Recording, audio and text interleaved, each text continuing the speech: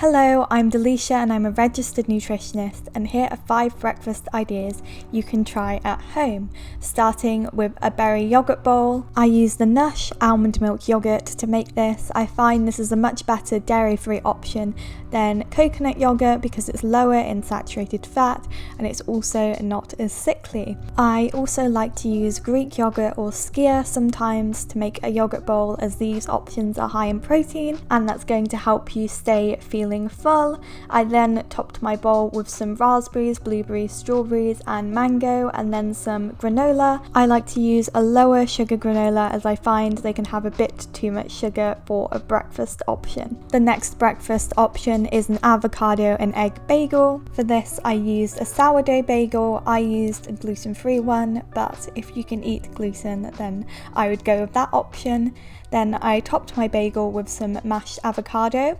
You can add a little bit of lime or lemon juice to the avocado, and I'm also adding in some salt and pepper and chili flakes. Avocados are a great source of healthy fats, fibre and nutrients such as vitamin E, vitamin C, vitamin K, and also potassium and magnesium. I then topped my bagel with some poached eggs, and my biggest tip for making poached eggs is using very fresh eggs and then getting the water almost boiling and swirling it slightly so that the egg white wraps around the yolk.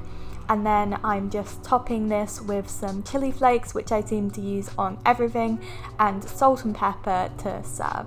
The next recipe is cinnamon and apple porridge. To start off, I just chopped 2 apples into small cubes. This is a great recipe to make in the winter if you don't want to be buying fresh berries all the time. I'm leaving the skin on the apples as this is a really easy way to increase the fibre in your diet. You can do this with most fruit and vegetables, just make sure you wash them first, and you can actually increase the fibre in your diet by up to 50% doing this. Once the apples are chopped up, you want to add them to a pan along with some coconut oil and then add in a little bit of cinnamon and maple syrup. Then let this all cook for a few minutes until the apples are soft and slightly golden. Once this is done, you can remove it from the pan and set the apples aside. You don't really need to wash your pan in between making the apples and the porridge because the apples are going in at the end. So add your oats, oat milk, you can use any milk you like.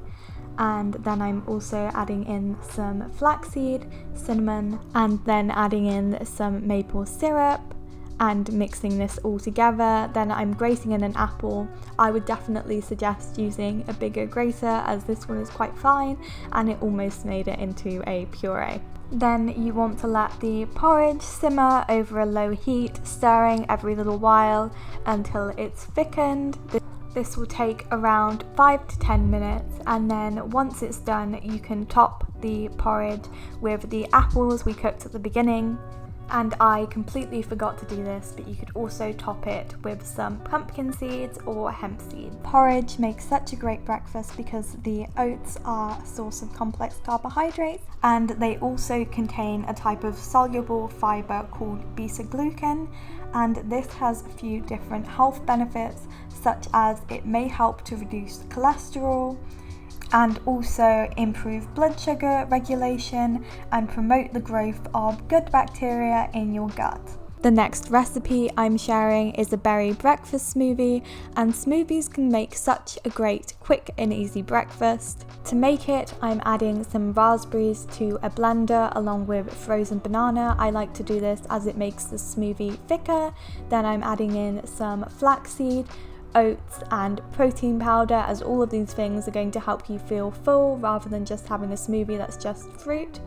Then I'm using oat milk, but you can use any milk, and just blending the smoothie until it's completely smooth. You can change up the fruits you use in your smoothies to diversify your diet, as this is good for getting all the micronutrients you need as well as good for your gut bacteria. The last recipe I'm sharing in this video is banana and oat pancakes.